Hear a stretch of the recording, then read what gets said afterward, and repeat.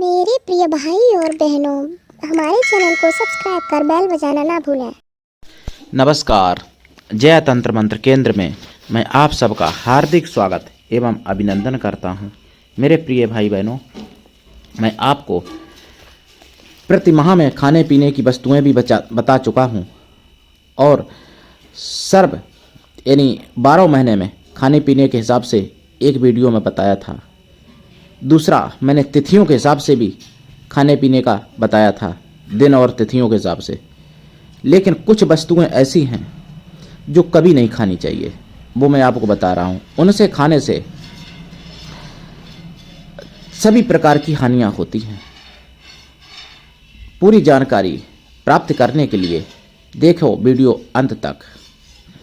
और यदि आपने हमारा चैनल अभी तक सब्सक्राइब नहीं किया है तो आप हमारे चैनल को सब्सक्राइब करें, लाइक करें, कमेंट करें और जहां कर सकते हैं वहां शेयर भी करें। ये आपका फर्ज है।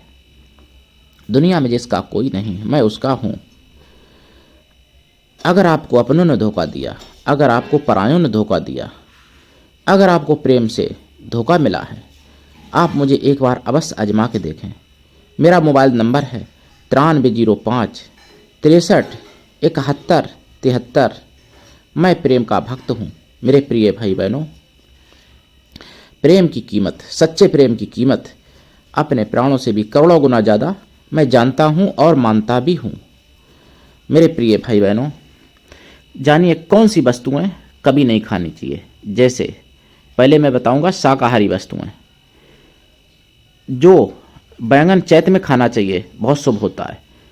चैत के अलावा अगर कोई बैंगन खाता है तो ऐसा कहा गया है शास्त्रों में, खाने के बाद अगर उसकी मृत्यु होती है 6 महीने के अंदर, तो चाहे कितना भी बड़ा भक्त हो, उसको नरक में जाना पड़ता है। इसलिए चैत के अलावा बैंगन कभी नहीं खाना चाहिए, केवल चैत में ही खाना चाहिए। दूसरी बात, अगर कैथा कोई खाता है, कैथ का फल, और खाने के बाद अगर मृत्यु हो जाती है तो भी 6 महीने के अंदर अगर मृत्यु होती है तो उसको नरक में जाना पड़ता है, ऐसा बताया गया है।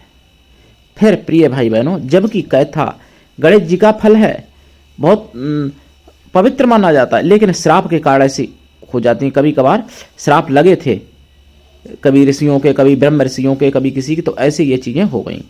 ऐसे ही कुंदरू का फल होता है जिसकी लोग सब्जी भी बना के खाते हैं, पका हुआ कुंदरू वैसे भी खाते हैं।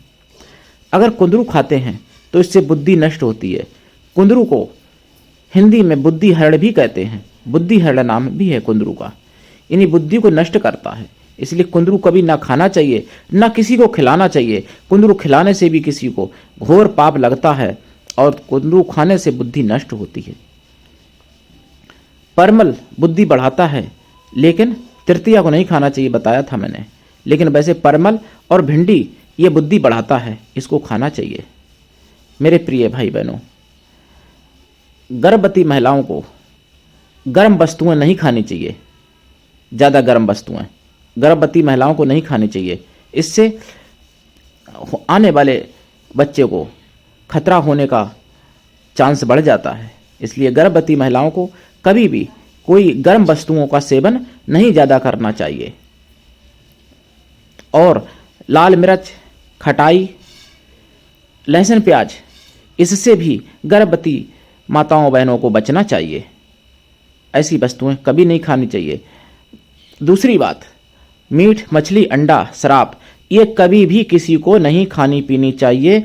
इससे ग्रह खराब आ जाते हैं, भाग्य खराब हो जाता है। जो भाग्य में नहीं है वो तो नहीं है, लेकिन जो है वो भी नहीं मिल पाता है। अगर कोई मीट, मछली, अंडा, शराब खाता पीता है, या कोई जुआ खेलता है, या कोई पराई स्त्री पर गलत दृष्टि डालता है, या कोई स्त्री पराये पुरुषों पर गलत दृष्टि डालती है, तो ऐसे लोगों के ग्रह खराब आ जाते हैं, शुक्र खराब आ जाता है। और शुक्र ही धन का, दौलत का, सुंदरता का, सभी ऐशो आराम का स्वामी है। जब शुक्र खराब आ जाता है तो सारी ऐशो आराम में कमी आने लगती है। और ऐसे ही और भी वस्तुएं और भी ऐसे नियम हैं जो मैं आपको कभी बताऊंगा। बेल खाने से वैकुंठ की प्राप्ति होती है। अगर बेल खाने के बाद, यानी बेल खाने के बाद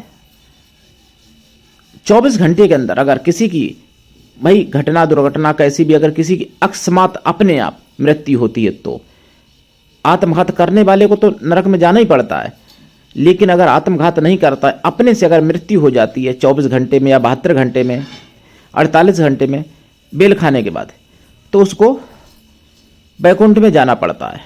बैकुंठ में जाना को मिलता है, चाहे वो कैसा भी हो, लेकिन कुछ समय के लिए जाना पड़ता है। ऐसा भी वर्णन बताया गया है, मुझे विद्वान लोगों ने बताया है। मैं जो भी बात कहता हूँ अपने मन से नहीं कहता हूँ मेरे प्रिय भाई बहनों, या तो शास्त्रों की बात कहता हूँ या जिन्होंने शास्त्रों का अध्ययन किया है ऐसे महापुरुषों के द्वारा बताई हुई कहता हूँ। आजकल ऐसे महापुरुषों के द्वारा नहीं जो हाईलाइट होने के लिए कुछ भी बोल देते हैं, उनकी बात मैं नहीं कर रहा हूँ। मैं उनकी बात कर रहा हूँ जो शास्त्रोक्त नीति और शास्त्रोक्त रीति को अपने जीवन में अपनाए हुए हैं। मेरे प्रिय भाई बहनों, आप हमारा पूरा वीडियो देखा करें। अधूरा ज्ञान जहर से भी ज़्यादा घातक होता है। और यदि जानकारी अच्छी लगे तो सब्सक्राइब जरूर कर दें, लाल वाली बटन दबाएं और घंटी बजा दें, तुरंत आप हमारे चैनल के सब्सक्राइबर बन जाएंगे। तो आज के लिए इतना ही, धन्यवाद। जय श्री राम।